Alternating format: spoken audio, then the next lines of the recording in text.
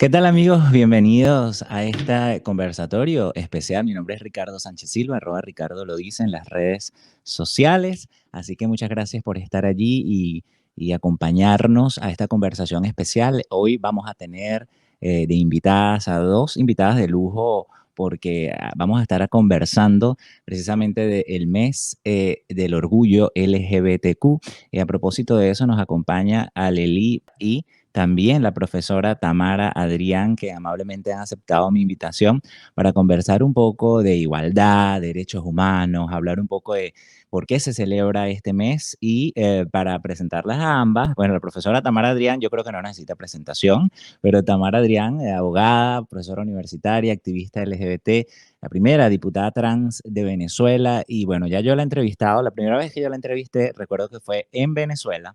Estaba yo estudiando periodismo, quizás ella no se acuerda, pero yo la visité en su oficina y después la conocí aquí en Washington, D.C. y ya la entrevisté en varias oportunidades para El Tiempo Latino, que es el periódico donde trabajo.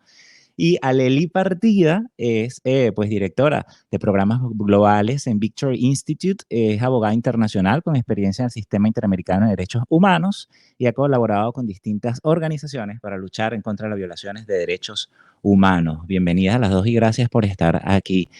Bien, yo quiero que ustedes me empiecen a poner un poco en contexto.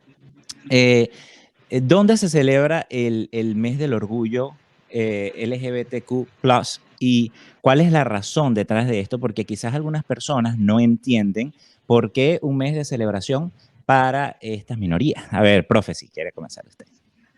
Ricardo, muchas gracias por esta oportunidad. Ayer, justamente, cuando tú me invitabas a este programa, discutíamos sobre un video que me mandaste en el que se decían cosas tales como que las personas LGBT querían imponer su forma de vida al resto de las personas, que querían adoctrinar al resto de las personas. Y sobre este punto siempre digo yo que la historia está llena de una constante, y es que los grupos que hegemónicamente ejercen el poder pretenden invisibilizar la falta de derechos y el sufrimiento de aquellos que no lo ejercen. ¿Y cómo se hace eso? Negando la existencia del otro, negando la existencia de su sufrimiento, negando inclusive su dignidad y sobre todo invisibilizando absolutamente esas demandas de igualdad que provienen de distintos grupos, sea racial, sea cultural, sea por religiosa, sea política. Y la única forma que tienen estos grupos minoritarios de poner en el tapete su reivindicación es hacerse visibles. Y esa visibilidad no se logra en los closets, no se logra en los armarios, no se logra con el silencio, se logra estando en la calle, se logra hablando alto y fuerte, se logra participando en política, se logra participando en la sociedad civil, se logra cambiando la mente y la percepción de las personas, no para convencer a nadie de nada, sino para exigir lo que se le quiere negar, que es igualdad de derechos, igualdad de oportunidades, eliminación de las barreras que impiden por esas razones de prejuicios que grupos de personas, en este caso la población LGBTIQ+, lograr insertarse en el sistema educativo, en el sistema laboral, en el sistema social, cultural o político en condiciones de igualdad. Es simplemente el respeto a la dignidad humana del otro. A mí me llama la atención, Aleli, que a veces uno escucha como que, bueno, pero ¿por qué un mes del orgullo LGBT y no un mes del orgullo heterosexual? Como que si detrás de todo esto no existiera ya una heteronormatividad, ¿no? Que las sociedades no estuvieran hechas con una cultura del machismo, con estructuras hechas para precisamente para que se desarrollen los heterosexuales. ¿Por qué? ¿Cuál es la diferencia? ¿Por qué? A ver, si tú me lo puedes explicar con más detalle, ¿por qué no hay un mes del heterosexual y sí del orgullo LGBT? A ver. Bueno, es que uno podría decir que todo el resto de meses son los meses de las personas heterosexuales, ¿no? Lo que yo creo es que es muy importante lo que dice Tamara, y es que en realidad se ha pretendido crear el mes del orgullo como un mes de fiesta y de carnaval y de mucha celebración, que sí hay un aspecto de celebración, en realidad la base del mes del orgullo esto empezó como un acto de resistencia. Entonces, cuando empieza como un acto de resistencia, un movimiento liderado particularmente por mujeres trans de color que se están oponiendo a la violencia que están viviendo día a día por parte de los policías, es ahí que nace el mes del orgullo. Entonces, no es propiamente que solamente se celebre, es que se conmemora toda la lucha que se ha creado durante todos estos años para que las personas puedan obtener, en algunos casos, cuando es el mejor de los escenarios, el mínimo de los derechos, y el peor de los escenarios, que sigan en esta lucha para obtener pues los derechos que todas las personas tienen, ¿no? Entonces, ¿por qué no hay un mes del orgullo heterosexual? Que hay que decirlo, que sí han habido intentos de generar marchas heterosexuales. Hace 2 o 3 años, creo, fue antes de la pandemia, que se organizó una en Estados Unidos haciendo el orgullo heterosexual. Creo que fue muy, muy poca gente. ¿Pero por qué no hay? Porque en realidad este movimiento nace de la resistencia, y cuando estás en un sistema que te favorece en todos los sentidos, pues esa resistencia es innecesaria. El sistema ya te favorece, el sistema está creado para ti. Entonces, ¿por qué habría necesidad de un mes del orgullo heterosexual? ¿Me explico? Profe, bueno, hay cosas que yo escuché de verdad, es que bueno, hay tantas cosas que uno escucha en las redes sociales, pero esta entrevista particularmente que yo le mandaba a la profesora era de una colega que yo creía que era un poco más de avanzada, que tenía una mentalidad más sensible o más sensibilizada con temas de derechos humanos y no tan retrógrada, ¿no? Pero lamentablemente hay personas que nos sorprenden, y a veces no es porque quieran ser malas personas, sino porque no tienen información. Y yo recuerdo que usted, profe, me decía una vez en una entrevista, el siglo pasado fue el siglo del inicio de la lucha por los derechos de las mujeres, ¿no? Y este siglo es el siglo de la lucha por los derechos LGBT. Y hablamos en privado y usted me decía en alguna oportunidad, Ricardo, los cambios siempre han venido con resistencia, ¿no? Pero cómo hacerle entender a las personas que realmente cuando hablamos de igualdad no se trata de una amenaza, profesora. No, efectivamente, tú tienes toda la razón. Nadie está amenazando a nadie, pero ¿qué es lo que pasa?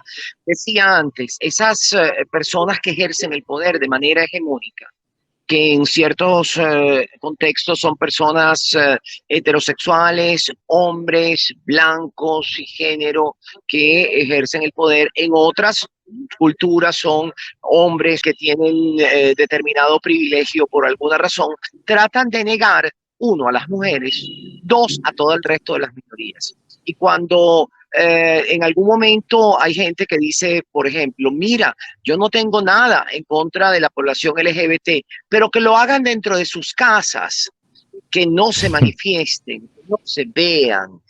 Yo creo que todo el mundo tiene derecho a tener una relación. Entonces, respuesta es, mira, nadie tiene vergüenza o debe tener vergüenza de amar.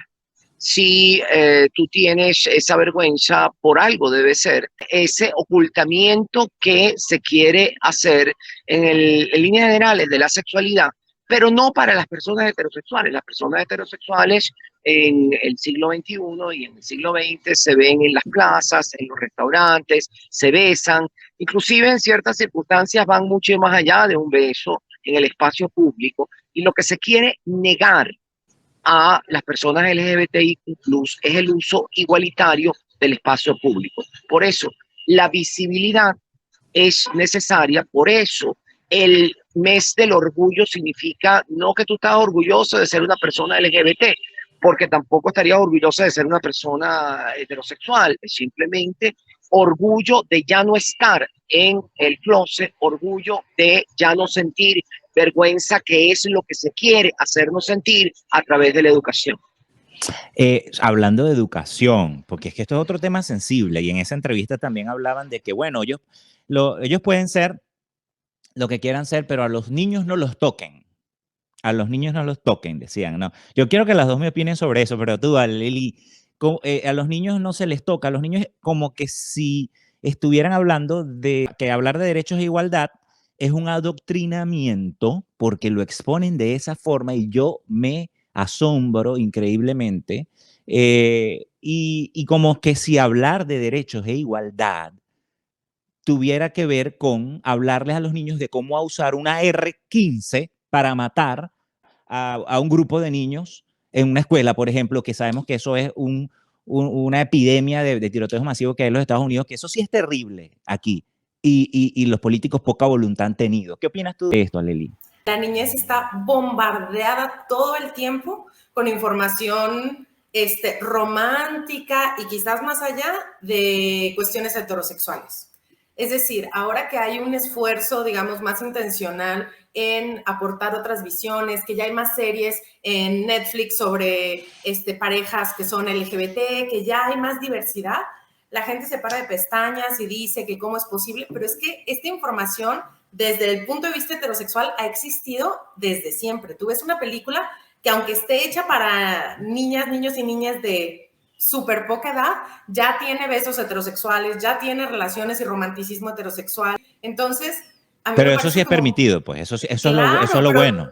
Qué curioso que eso sí se valga, pero cuando es desde otra orientación, cause tanto shock porque se dice que se está bombardeando a los niños, cuando ya se les está bombardeando con un punto de vista heterosexual desde siempre, ¿no? Entonces, a mí me parece como muy hipócrita esa postura, por un lado, y por otro lado, yo concuerdo con lo que comentaba Tamara, es decir, yo creo que la lucha por los derechos y la lucha por la inclusión y la igualdad de las personas LGBTI tiene dos frentes. Uno que es el institucional, que ese sí es con todo, ¿no? Pero también está el frente social, es decir, cómo las personas, no las personas que están en situaciones de poder, sino las personas, tu tío, tu tía, el señor de la esquina, el señor que te pone gas en tu casa, o sea, ese tipo de personas, cómo reciben esta información, ¿no? Y cómo se sienten cómodos, cómodas y cómodos en recibir esta información, en sentir que hay un espacio para crecer y para ir hacia la igualdad sin que se sientan atacados personalmente, ¿me explico?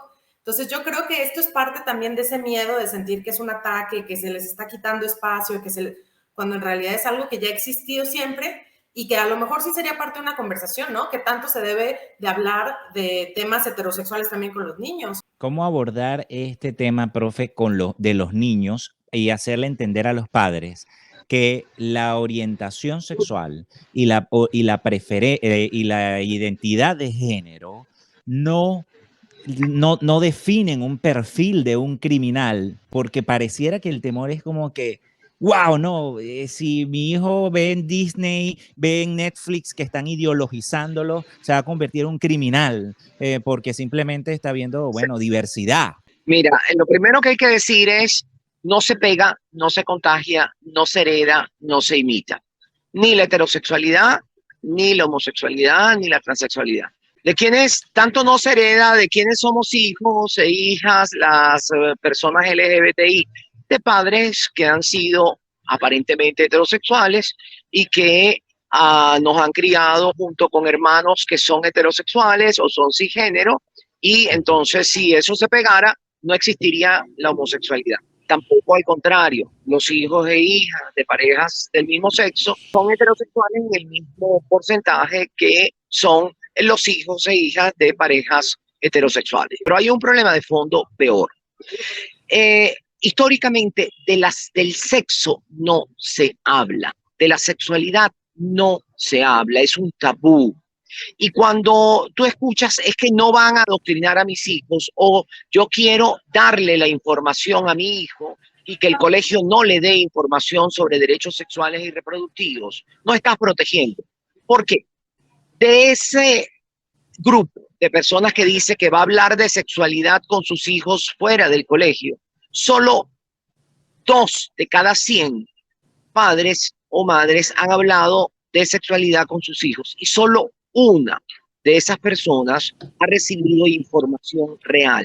Quiere decir que 99 de cada 100 niños y niñas nunca en su casa han oído hablar de sexo, de sexualidad, de derechos sexuales y reproductivos, de métodos anticonceptivos, de aborto, de homosexualidad. Por ende, cuando estamos en presencia de ese discurso, en definitiva ese discurso a lo que quiere decir es, yo quiero mantener a mis hijos en la ignorancia de lo que es el sexo para que ellos, entre comillas, lo descubran cuando sean mayores. Y desafortunadamente ya en la mayoría de los casos es demasiado tarde. Irresponsabilidad en el ejercicio del sexo no perdona. De tal manera de que si quieren proteger a niños y niñas, hay que enseñarles desde temprano qué significa ser humano y esa porción que se ha querido ocultar del ser humano, que es, los seres humanos son válidos de la cabeza hacia arriba, pero no son válidos como corporalidad de la cabeza hacia abajo y particularmente entre la cadera y el comienzo de las piernas. Esa es una zona tabú. Bueno, las Barbie y los Ken venían sin nada ahí, o vienen sin nada ahí. Se invalida la existencia de la sexualidad. Entonces, creo, terminando con esta reflexión, que simplemente son aquellos que no quieren a sus hijos. Los que dicen que quieren proteger a sus hijos con la ignorancia. La ignorancia mata, la ignorancia tiene consecuencias y la falta de formación es ignorancia. ¿No les da la impresión de que a veces cuando uno escucha hablar a estos personajes pareciera que dicen que, bueno, que esta conversación que estamos teniendo aquí, por ejemplo, es una forma de querer imponer? O sea, no es que se está hablando de derechos, igualdad, de que todos somos iguales ante la ley, mujeres, hombres, independientemente de tu identidad de género, orientación sexual, pero pareciera que ellos lo ven como un ataque, como que si realmente hablar de igualdad, hablar de derechos humanos, porque yo quiero que ustedes me den su perspectiva, pero yo creo que aquí estamos hablando de derechos humanos y todos los seres humanos somos y deberíamos ser iguales ante los ojos de la ley, ¿no? Y para los que creen en Dios, ante los ojos de Dios, porque si Dios es amor, pero es una conversación más profunda ahí, entrar en esas aguas porque sabemos que porque sabemos que aquí podemos entrar en aguas de la irracionalidad, pero pareciera ser que lo ven como una imposición, ¿no? Como que, bueno, mira, no me trates de imponer y no se trata de imponer, porque incluso una persona desde siendo heterosexual puede apoyar a las minorías, ¿no? Profe, por supuesto, de una forma justa y igual para todos, ¿no? Porque yo no creo que un acto de delincuencia o romper los vidrios de un local privado por una protesta, para mí sea un acto de reivindicación, pero esa es mi posición. No sé cómo ustedes lo ven. Mira, yo diría lo siguiente. En primer lugar, como reivindicación contrahegemónica es verdad que pone en peligro la hegemonía de aquellos que ejercen con privilegio el poder. Eso es verdad. Cuando la mujer irrumpe en el ámbito público y exige derechos iguales, está irrumpiendo en el espacio de la masculinidad. Cuando las personas LGBT irrumpimos en el ámbito del espacio público y exigimos derechos, sí, estamos cuestionando el poder hegemónico. Y entonces sí tienen razón a sentirse amenazados. Eso es verdad. Pero amenazados ¿por qué? Amenazados por la pérdida del poder. Pero si tú eres, siempre digo, para ser humano hay que ser humano. Es decir, humano significa que formas parte de la humanidad y por ende no eres una isla. Ninguna persona es una isla y tiene que convivir con el resto de las personas y aceptar su dignidad inmanente y respetar su dignidad inmanente. De tal manera de que estas personas que se oponen a la igualdad, bien sea por raza, religión, condición de salud, orientación sexual, identidad de género, en definitiva, pueden ser seres, pero dudo que sean humanos. Sobre el tema, por ejemplo, el tema de salud mental, porque he visto que también distorsionan y hay una especie de manipulación sobre esto, cuando dicen y vinculan de forma intencional, porque lo he visto así, e incluso en esta entrevista que me pareció terrible, la pedofilia con la comunidad LGBTQ, por ejemplo. No podemos permitir que instituyan que la pedofilia, pero ya va, y entonces ahí, y hubo un momento que recuerdo que no hace mucho, Facebook, creo que Instagram había creo que incluido la bandera trans, si no me equivoco, en los stickers, ¿no?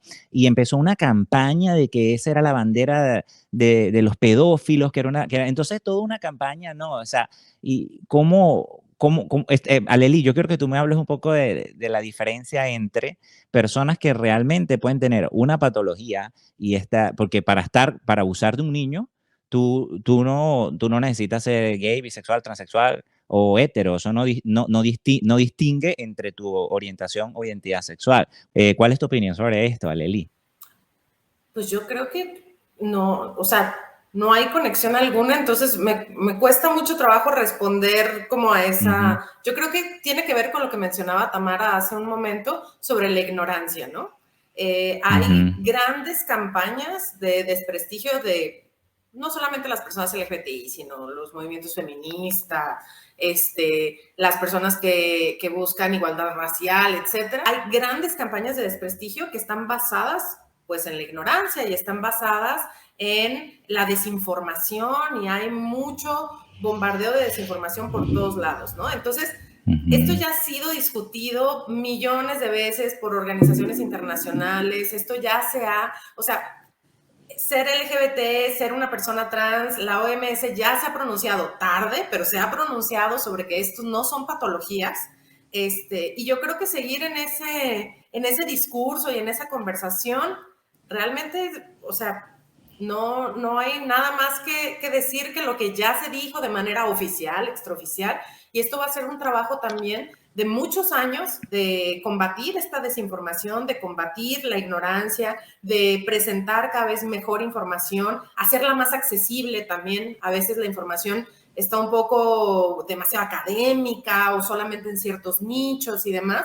Yo creo que hacer la información accesible va a ayudar a que las personas no repliquen estas ideas que obviamente son erróneas y no tienen nada que ver, ¿no? Y hay mucho que se dice sobre eso, ¿no? Como hay gente que en el trabajo que Victory Institute hace, nosotros trabajamos con muchos cargos electos abiertamente LGBTI, como Tamara, pero trabajamos también con liderazgos políticos LGBTI. Y entonces muchas personas se nos han acercado diciendo como que estamos ayudando a esta fuerza LGBT que domina el mundo y que controla todo.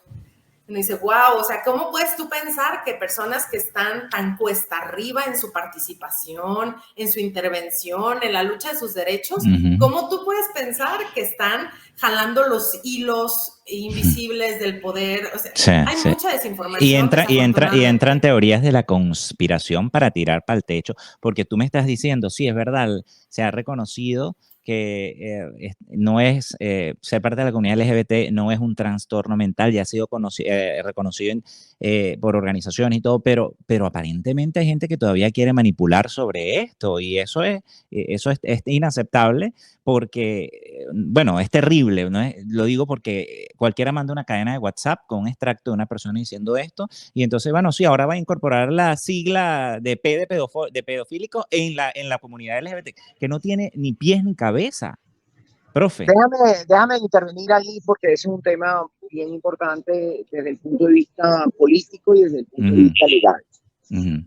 En primer lugar, el sexo debe de venir y es justificable con un acto consensuado. Entonces viene el problema de saber cuándo empieza la edad del consentimiento para poder tener sexo. Pero en líneas generales, en el caso venezolano, es 14 años. En segundo lugar, el sexo consensuado es en todos sus casos un delito, bien sea por una violación, bien sea por pedofilia. Ambos tienen en común la violación y la pedofilia, que es un sexo con personas que no pueden otorgar el consentimiento. Y la tercera cosa es que el uso de la fake news como mecanismo de ataque a la reivindicación de los derechos LGBT y otros derechos ha sido una constante en los últimos años. Y este fake news al cual tú te refieres comenzó por un error de la American Psychiatric Association cuando publicó el DSM-5. Resulta que en la versión que se publicó inicial había una errata. No decía atracción sexual, sino orientación sexual. Hubo una errata que duró 8 o 7 horas en la página web. La revirtieron y dieron, la American Psychiatric Association dio inmediatamente excusas por esa errata y dijo, no, ahí donde es sexual orientation debe ser sexual attraction. ¿Qué sucedió después? Que inmediatamente estos grupos de fake news utilizaron esa errata con la finalidad de difundir esta información. Y a partir de ahí construyeron el fake news, diciendo si es una sexual orientation, quiere decir que se quieren incorporar dentro del movimiento LGBTI. Y eso es todo lo que empezó a suceder a partir de ahí. Esa es la explicación histórica y hay que ponerla siempre en el tapete para explicar las cosas de manera coherente. Ya que estamos hablando de educar a la audiencia, entonces, ¿por qué no explicamos cuál es la diferencia entre orientación sexual e identidad de género? Que va a sonar trillado, pero yo creo que es algo que no se debe dejar de explicar y educar a la gente. Orientación sexual es con quién te gusta, prefieres para tener relaciones sexuales y afectivas, o ambas. En segundo lugar, identidad de género es quién tú eres cuando te vas a la cama solo. Es decir, cómo tú te identificas dentro del binario. El 99 de cada 100 personas se identifican con lo que tienen entre las piernas y se identifican como varones o hembras independientemente de cuál sea su preferencia sexual o su orientación sexual. Pero sin embargo, alrededor de un 1% a un 1.5% de las personas son personas o trans o intersex. Y alrededor entonces de esas dos personas en el planeta Tierra de cada 100 no caen dentro de ese binario ni se identifican.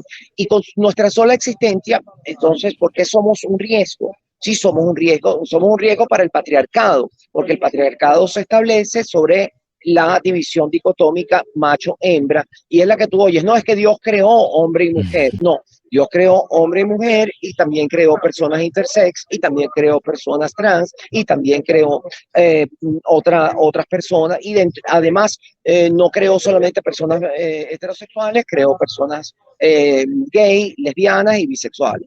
Entonces, simplemente vamos a hablar las cosas como son. Dejemos a Dios fuera de lo que no le compete, porque como vi en un video en estos días, ¿qué fue lo que dijo Jesús de las personas LGBT? ¿Qué fue? ¿Qué fue lo que dijo? No supe ese video. Nada. Gracias, profe. Me va a quedar unos minutos más con Aleli. Ya sé que usted se tiene que ir. Muchas gracias por estar gracias allí. por la entrevista y un gran saludo. Chao. Un abrazo, un abrazo. Aleli, ya para ir finalizando, quisieras que tú me comentaras un poco de la labor que vienes haciendo en el Victory Institute y la importancia, sobre todo ahora en el mes del orgullo LGBTQ, que tú me digas, mira, ¿por qué es importante tener representación en cargos de elección pública en los distintos gobiernos del mundo, otros que son apuntados o elegidos? Sé que Victory Institute viene trabajando eso y me lo comentabas hace rato, pero saber un poco por qué la representación es importante en términos de inclusión e igualdad. Todos los meses consideramos que nuestro trabajo es muy importante, pero este ha puesto de verdad todas las luces en la importancia de tener representación. ¿Y por qué es importante tener representación? Hay una gran fuerza política que está buscando ser antiderechos y está buscando que los avances que se han hecho se cancelen y que los avances que todavía no se han hecho no sean ni una posibilidad. Entonces, hay muchísimas legislaciones antitrans, por ejemplo, ahorita en Estados Unidos, hay muchísimas legislaciones que van contra toda expresión o identidad de género distinta a la heteronormada, y nos hemos dado cuenta a través del trabajo que llevamos haciendo más de 10 años fuera de Estados Unidos y más de 25 en Estados Unidos, que cuando hay una persona LGBT en esas conversaciones, la conversación es totalmente distinta. Porque no es lo mismo hablar sobre una legislación antipersonas trans y demonizar y hacer como toda una campaña de desprestigio a las personas trans cuando tienes una persona trans enfrente a la que le tienes que explicar tu proyecto de ley, con la que tienes que trabajar para hacer pasar tu proyecto de ley. Entonces, esa representación, el simple hecho de estar en el mismo espacio ya genera una conversación totalmente distinta. Y por otro lado, también creo que las personas LGBT hay como este miedo a participar en política, ¿no? En Victory Institute, nuestra misión es darle las herramientas a las personas LGBTI para que lleguen a puestos de toma de decisión. Y notamos que muchas personas LGBTI que llevan años de activismo, años de participación política, años de trabajo arduo dentro de sus comunidades, muchas veces dicen, no, yo jamás podría ser un cargo electo, jamás podría estar en un espacio así, no, ese espacio no es para mí, porque no se sienten bienvenidas en esos espacios, ¿no? Y a veces cuando platicamos con ellas les decimos, pero tú estás organizando tu comunidad, tú estás muchas veces peleando no solamente por cuestiones LGBTI, a veces están peleando por acceso a la medicina, por derecho, no sé, derecho a tener una vida digna, hacen peleas anticorrupción, como es el caso, por ejemplo, de Aldo Dávila, que es congresista en Guatemala, que hace una gran lucha contra la corrupción. Y a veces es sentarnos y decirles, eso que tú haces ya es política. Y tienes un espacio, mereces que tu voz se escuche. Entonces, bueno, por eso es tan importante, yo creo. Y por supuesto generar, y que de estos espacios se generan, es donde se generan las políticas que al final de cuentas afectan a todas las personas, incluidas la comunidad LGBT. Así que bueno, muchísimas gracias a Lely por estar allí, por compartir conmigo este rato y con la profesora que ya se fue hace rato. Siempre es un gusto. Y esperamos poder realmente crear un poquito de conciencia, ¿no?, en las personas, ¿no? Así con mucha paciencia, porque hay un largo camino por recorrer.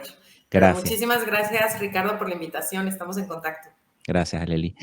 Bien, estuvieron acompañándome a Lely, la profesora Tamara, Adrián. Conversábamos de derechos fundamentales, igualdad.